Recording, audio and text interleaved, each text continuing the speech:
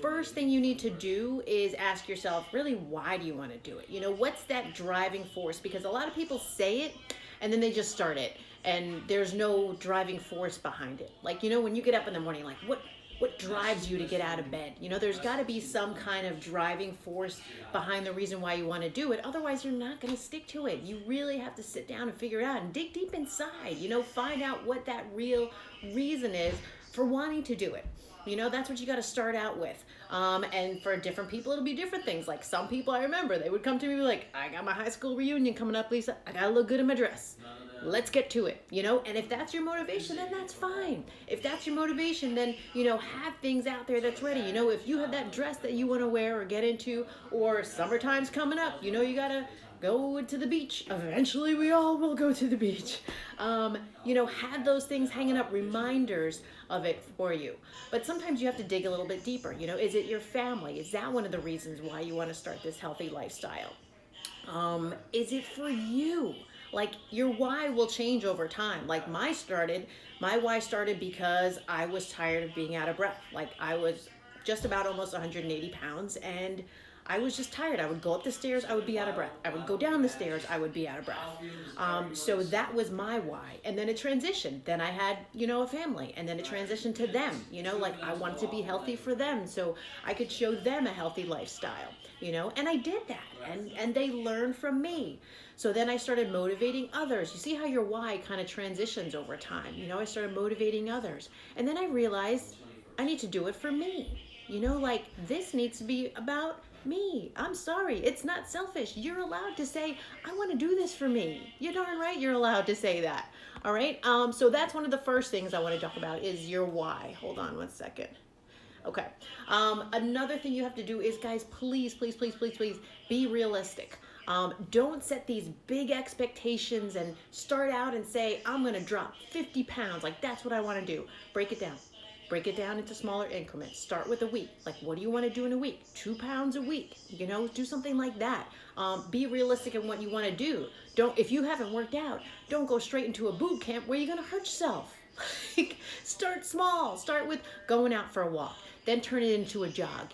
Start doing a lot of body weight stuff if you want to do that. Start with the squats, the lunges, the push-ups, the sit-ups. Like, do things and take them in small increments. Because if you jump right in, you're going to hurt yourself. 1, 2, you're going to get frustrated because you're going to say, I failed again. And that's going to start getting through your head. So definitely. Suki, what's going on, girl? So we got your why. We got your being realistic. Okay, so number 3, what you definitely want to do is find something that you like doing. Like, if you don't like running on a treadmill, don't do it. Like, just don't. Find something that you enjoy doing. If you like being outdoors, then hey, start going for a walk. If you like cardio dance things, then hey, there's plenty of stuff online that you can do. So many different programs. Myself, I wanted to try something new, so I tried Zumba, and it's great. Not for me, because I have no coordination when it comes to choreographed moves. I do not. You put me in a club, Mateo can get down, but you put me into choreographed moves and I'm a hot mess. So you gotta find my example. You have to find what works for you. For me, I've learned now that for me, I love strength training. I love weights. I love resistance bands. Like, that's my jam. You have to find your jam, and you got to try, different things. Okay. So the other thing, Suki's got a question. Says, structure your day. What time do you get up? Okay. So this is one of my questions. I have a question for you guys. What do you think is the best time to work out? So I always ask people this question, and a lot of people say the best time to work out is like in the morning, right? Because you're fasted and, your stomach's empty and, you just can burn the most calories. Sure, if you think about it that way, but if you're not a morning person or if you work a different schedule, the best time to work out is the best time when it fits your schedule. Like how I work my day. For example, I have different things. Like I get up right now because the kids are home. I used to get up at 5. Now I've pushed it back. Now I get up at like 7 a.m. Instead of like the 5 or the 6 a.m. because the kids don't start until later because everyone's home now, so I've adjusted. So I have that 7 a.m. time that I wake up. But the thing is I maintain it. And it's about setting that routine for yourself. Like, I know 7 a.m. I gotta get up. I know next thing I'm gonna do, I'm gonna sit and write in my gratitude. Next thing I'm gonna do, I'm gonna read for a little bit, and then at 8:30, I'm gonna be downstairs and I'm gonna be doing my workout. And you have to set that routine. But sometimes you can't always have that. For example, me tomorrow, I have to be at work downstairs ready to go at 4 a.m. There's no way I'm gonna get up and do my workout before my 4 a.m. shift. Not happening. I'll switch it to later on. But you have to make that commitment to yourself, okay? We got Judy. Judy's checking in. She says she's an afternoon person. Exactly. Like, you have to find what works right for you, especially now when everyone's schedule's all different. But try and be as consistent as you can. Also about scheduling it. Like, you can tell yourself you're going to do it, but you telling yourself and actually putting the reminder in your phone, printing out a calendar and plopping that thing on your kitchen, refrigerator so that everybody sees it, that's a different story. That's really keeping yourself accountable. So again, schedule it in, pencil it in, just like, let's say you were going to a doctor's appointment, whatever. Pencil it in. Like, make that commitment to yourself. No excuses. Yes, things will come up. Yes, maybe it's your time to go work out and your kids will come over and they'll say, Mommy, I need this. Mommy, I need that. Mom. Okay, you attend to the mommy, but you have to sit and explain to your family the reason why you want to work out. Because the thing is, if they don't understand, they just think that you're just doing whatever. They don't know. But if you sit down, I had this conversation with my daughter. If you sit down with them and you say, listen, this is mommy's time, and I'm doing this because I want to be healthy, because I want to be there for you. And you want mommy to be healthy, right? So this is mommy's time. So I will help you paint the picture of the pony when I'm finished. Okay? And if you're open and you have the open conversation with your family before it starts, they'll understand and they'll respect that. And who knows, maybe they'll even join in with you. How about them apples? Right? So it's about that too. So you schedule it, timing. Another thing too, you have to prepare and set yourself up for success. For example, one of the things I do before I go to bed every night, my workout clothes for the next day are all laid out. Okay? You got to do that. You have to set yourself up for success. Okay, if you have to sleep in your workout clothes, there are many times that I've done that. It ain't sexy, but I do it. So sometimes you have to do that to make sure you're making that commitment to yourself, because once you're in the clothes and you're ready to go, that's it, you're ready to go.